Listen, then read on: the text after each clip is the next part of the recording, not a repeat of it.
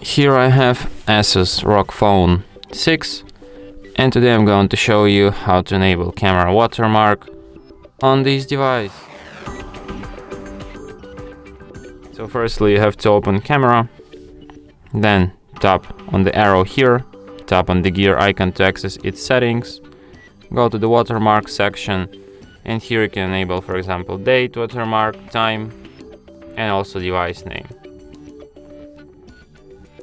And let's just take some photo to take an example. So here you have Republic of Gamers. So cool. And also timestamp. And that's it. Thanks for watching. If you find this tutorial useful, don't forget to hit that like button and subscribe to our channel.